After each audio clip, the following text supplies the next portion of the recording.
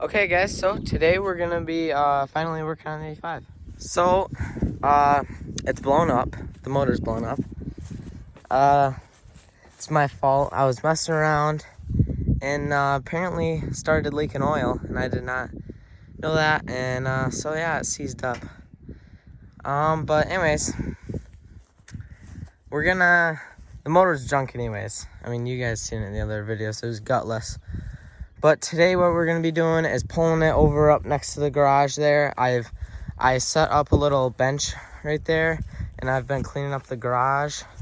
So I'm going to bring it over here, power wash it, and then I'm going to start getting to it and tearing out the motor and transmission. So yeah, my dad said these motors aren't too hard to tear apart, or to take out. There's not much that holds them in there. So yeah, hopefully I'll get it out today. I'm not sure though, so I guess we'll just have to get going and see. So I've been really curious to how torquey the Bollins actually is. So I got it out yesterday, and I'm gonna see if it'll pull it. It's looking awesome though. I still haven't put the lights in. I need to do that, but yeah, it's looking good. I'm gonna see if it'll pull the truck though. So yeah. So let's get going and pull it over here. Okay guys, so we just got pulled it up. The Bollins couldn't do it. It doesn't have enough weight on those tires. It just started spinning. And to be fair, it had been sitting there for a while. There's some little pockets the tires were sitting in. But so we used the tractor and it pulled it right out. So first thing I gotta do is disconnect this battery and get this out here. And then I'll go from there. So I'm gonna get that out.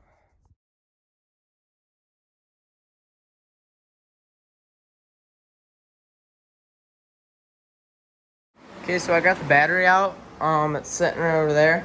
I'm gonna throw it on the charger, just trickle charge it. But now what I'm gonna do is I'm gonna clean out a bucket and get down here. Take this coolant hose off. This is the water pump. And then I'm gonna direct that hose down and stick a bucket under there and try to catch as much as I can. And if it's clean enough, then I can reuse it. So, yep, that's what I'm gonna be doing now.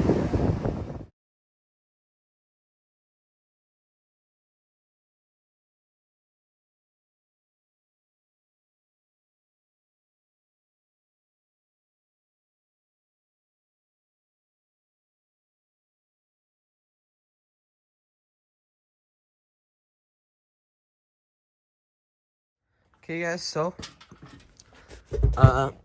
I got this hose disconnected. It was pretty difficult to get off there. It was well on there. And then I disconnected this vacuum line, and now what I'm gonna work on is unbolting the headers, and I want to make sure I don't snap off any of those bolts, so I'm just gonna take a wrench and go easy and take my time on those.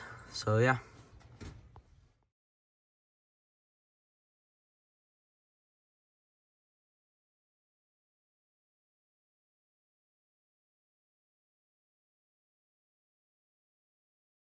Okay, so I got both the headers out. I put them in the back of the truck.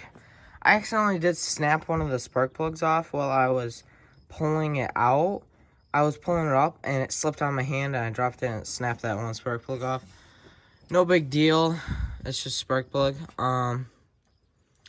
So yeah, I got that out. I pulled off a few more hoses. I learned the best way to pull these hoses off is to take a pair of channel locks and twist on them, and then you can, once like that crust, once it's like seized up, once you get that unseized, it pulls right off. So yep, I was just twisting those, got those off. Now I think I'm gonna take out the radiator to get a bit more room in here, because we're gonna be taking that out anyway. So because when we drop the 5.3 in here, we're just gonna use that radiator. So I'm gonna take that out now. So I'm gonna get to it.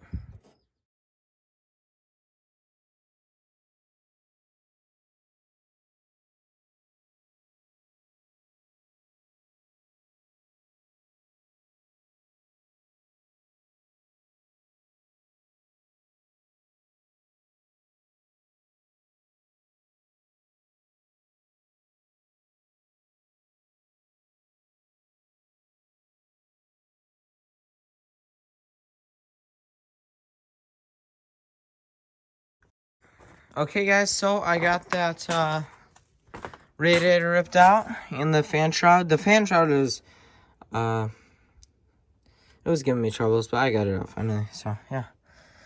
Got all that out, so it's starting to get a bit more open in here. Now, I got to take off the bolts that connect the motor to the transmission. I haven't even looked at it yet. Okay, so I ended up finding those bolts, and I got them out. And, so yeah, now there's these, like, brace type things I gotta take out now. So I'm gonna take those out, and then this cover's gonna come down. Give you guys a quick view. I hope this is the right thing. I think it is. So I took out all the bolts in here.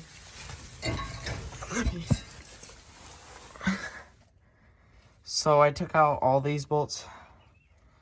One's on that side. And, this is the transmission, this is the motor. Up here, this is motor, this is transmission, obviously. And now I should have took these off first. These, like, braces. It goes to the frame up there. It comes down to here. So I'm just going to unbolt it here. And then this cover should come out. And in there, it's going to be this really big gear, if I remember correctly. So yeah, I'm going to get those out. And then see what else I need to disconnect. I guess just whatever's connected to the motor needs to be disconnected. So yeah. Okay guys, so it's the next day. And I've decided that I'm going to take the cab off and the box. Because we're putting 3/4 ton axles under here. And they're not going to perfectly match up. We're going to have to make some brackets and stuff. So we're going to be welding on this frame and all that. And we figure if we take the cab and the box off, then we'll be able to leave the transmission, transfer case, all that hooked up, motor hooked up, and then we can just pull that all out with the tractor as one unit. And so yeah, there's 2 bolts in the front here, and these, and so I gotta get those bolts out. And then I know there's a couple in the back here. I haven't looked at those yet. There's 8 that holds this box on. So I'm gonna get it cleaned out, and then I'm going to take the box off. Oh, and I forgot to say I have to take these bolts out and slide this out of there before we lift it up. So, yep.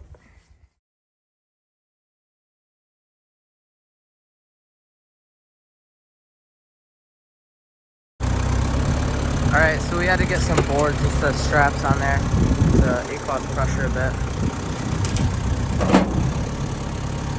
Okay, now that we got that off, we are going to, yeah, we ran into a nest of those. I don't know if I said that, but nest of yellow jacks, so somewhere in here. Anyways, now we're gonna be taking off the bolts, the cab mounts bolts. I don't know, how's that? Anyways, taking those off. So there's 2 right there I just seen now that we got the box off. And there's 2 up here, like I already showed you. So, I'm gonna take those off. And then there's a lot more stuff that holds this on too. Anything that connects to the frame and is on here is got to come off. So, yeah, like any grounds or anything. So, I'm gonna get back to it. Alright guys, so I was actually wrong. There's 2 body mounts in the front clip, 2 on either side right about here, and then 2 back here. So yeah, I got them all out. Now I gotta disconnect my brake lines here, and then my steering linkage, and my shifter. So this right here, there's a pin on the back side I gotta pop out and that'll slide out. So yeah, and then there's a few other like wires and stuff like that I gotta disconnect. So I'm gonna get to it. Okay guys, so it's day 3, and we got the forklift up here. So we know this will be able to lift her. So we're gonna get to her, because the New Holland just could not do it. So, yep, we're gonna get her lifted up here now. Okay, guys, so unfortunately we forgot to video us taking it off, but we regret not taking off the front clip while we did that because it was a lot heavier than we thought, and we kind of banged up the fenders a little bit. So before we put it back on, we're gonna take that apart. But after getting the cab off and looking at it, it actually had dual tanks on here. This was the valve to open from one tank to another. But anyways, what we're gonna do now is I'm gonna power wash the whole thing and get all this cleaned up. Then what I'm gonna do is unbolt the back drive shaft, slide that out, and then get the front one out. And then there's 2 nuts up underneath here, and then just 2 bolts that hold the motor in. And then we have a couple gas lines to unhook right here, and then we should be good to rip all this out. So we're gonna get to it.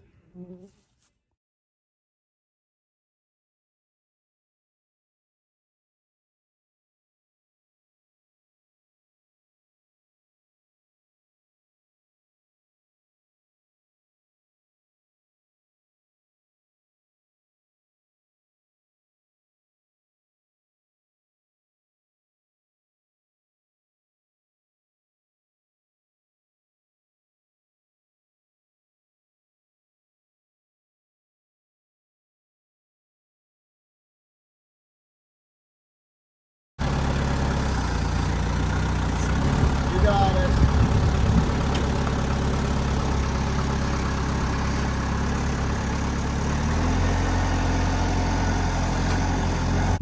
Okay, guys. So we got it out, and now we're taking off the gas tank. Unfortunately, we cannot use this gas tank. It's actually a brand new gas tank, only a few years old. But anyways, we can't use it because on the fuel injected motors, they have baffles in the tank to cause the gas from not splashing around, because if you go around a corner or something and all the gas goes to one side, the pump won't suck it out. So you need baffles in there. And so that fuel tank has them. So we're gonna use that fuel tank on here. It is really a lot larger. This is 16. I'm not sure what that one is, but if you look at it, it's a lot bigger. But anyways, we can't use this gas tank. So I'm unbolting it and getting it out of here. And also something I just noticed is this breather is just broken off, and that's just open. But yeah, so we're gonna unbolt this, get this out. Alright guys, so that's the end of this video. Tune into the next one where we're gonna be tearing apart the Ford Excursion and be getting the axles off of there and the leaf springs, because we're gonna be putting new leaf springs on here too. So I'll see you guys in the next one.